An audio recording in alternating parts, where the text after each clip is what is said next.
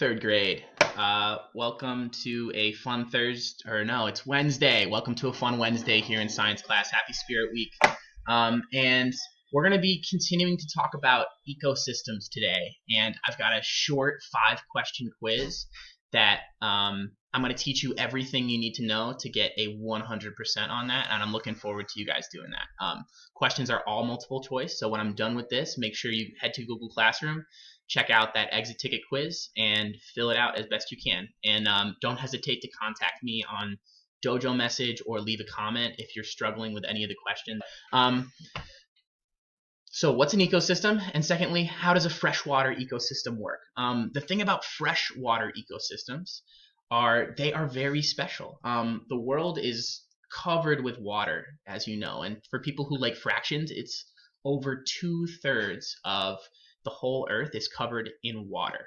But the reason why freshwater ecosystems are so special is because most of the water on Earth is salt water, meaning that humans can't drink it. The water that you get out of your faucet is freshwater, meaning that it doesn't have very much salt in it. And if you go to a pond or a lake or a stream, most of those are freshwater. And they're actually really hard to find on Earth, making them super special ecosystems with tons of life going on in them. So let's take a look at this picture. And on the bottom here, it gives us the definition of what an ecosystem is. An ecosystem is all of the living and non-living things in one place, and the connections between all of those things. So if you look at this picture, it shows us a freshwater ecosystem surrounded by some land. And it gives us a few examples of some living and non-living things. So take a look at that and see what some of those things are and see if you recognize any of them. Me, when I'm looking at that picture, I see a whole bunch of examples of plants. We have, looks like some kind of marine or underwater plants here. Did you know that plants could grow underwater? Some of them can. A tree and some kind of tall grasses or weeds over here, and then a bunch of grass on these hills. And then we see an example of an animal. I see a rabbit there. The sky, which is full of oxygen and other elements that we need to survive. And then you see some other non-living things like dirt and rocks and the water in this pond.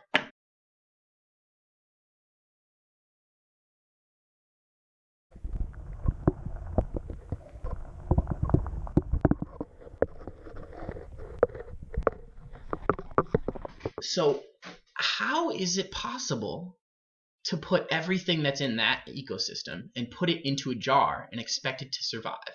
You might think, once you put all this stuff in a jar and then put the lid on it, it won't be able to survive on its own. That stuff is just going to die.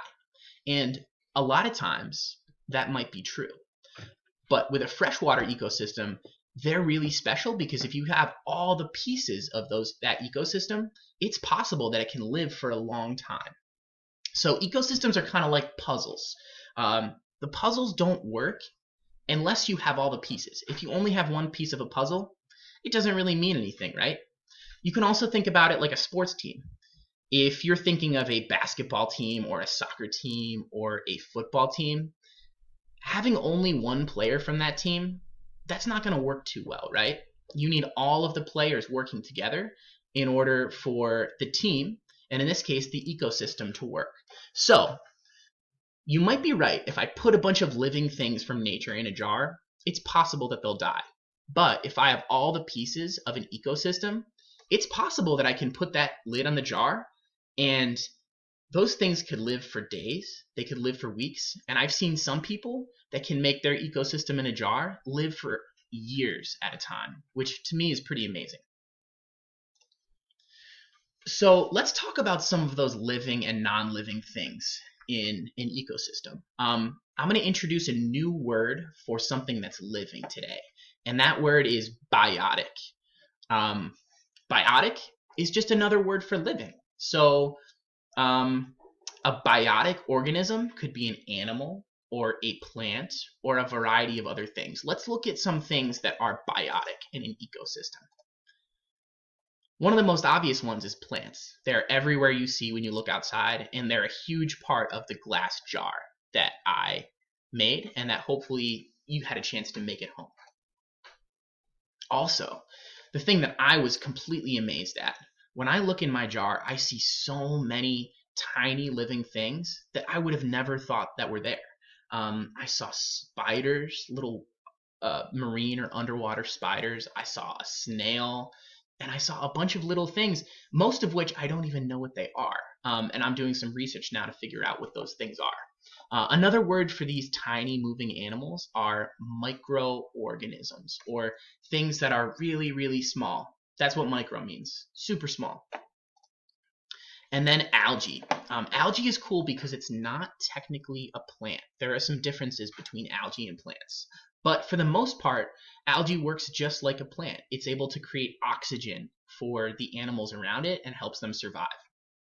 And algae is really good at living underwater. And another thing that is there but we can't really see are bacteria, which they're pretty much the decomposers. So all the waste from the animals and broken down plants, once they die, the bacteria cycle all that stuff through and they turn all the waste into food for plants and animals. Then we have some abiotic or non-living things. So that's a big difference. Biotic and abiotic are opposites. You remember what biotic means? Yep, biotic is just another word for living.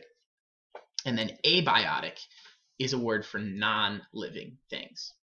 And they're spelled pretty close to one another, so make sure you pay attention very closely when you're reading it. So some non-living things in our ecosystem. We have rocks, we have water, we have air, and sunlight. All of those things are really important, but they're not technically living things. And then the last one, dirt and mud.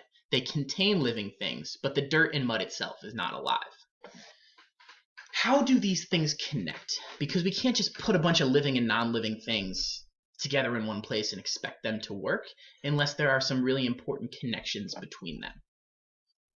So, like we said, if you just put one animal in a jar by itself, one snail, one spider, and put the lid on, it will not survive. It needs to have all of these connections around it too. So, when we're talking about any ecosystem, it all starts with sunlight. And this is a picture that can show you some of the connections between those things. So in the top left corner, we have some sunlight. Then the next step is that plants and algae are really efficient at using that sunlight to create their own energy. And if we keep following these arrows, they turn that sunlight into oxygen and nutrients, most of which are used by animals, which use that stuff for food. And then animals, they breathe in oxygen, and when they breathe out, even underwater, if they have some way of breathing underwater, like gills or another way of doing it, what comes out is carbon dioxide. And lucky for those plants need carbon dioxide to survive. So plants and animals work really well together because one of them creates oxygen and one of them uses oxygen and creates carbon dioxide. And then all the way here in the corner are bacteria.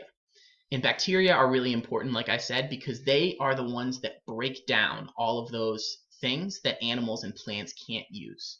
So all of the waste that plants and animals give off and they can't do anything with, bacteria do a really good job of breaking that down into nutrients for them to use later. So without all of these pieces, you can't have an ecosystem. If you do have all these pieces, like I hope that I have in my jar, hopefully it can sustain itself even if I close that top. As long as I put it in a place where there's sunlight, hopefully it will survive for a long time. But before we finish, let's review what we learned. An ecosystem is all of the living and non-living things in one place and those connections between them that help every organism in the ecosystem survive. So please show me what you know. Go to that 5-question quiz and see if you can get all 5 multiple choice questions right. Again, if you guys need help on it or you have a question, put a comment in Google Classroom and I'm happy to help you out, or ask some help from your parents. I hope you guys are having an awesome Spirit Week, and I will catch you guys tomorrow for a new episode of Social Studies class. Have an awesome day. Bye-bye, guys.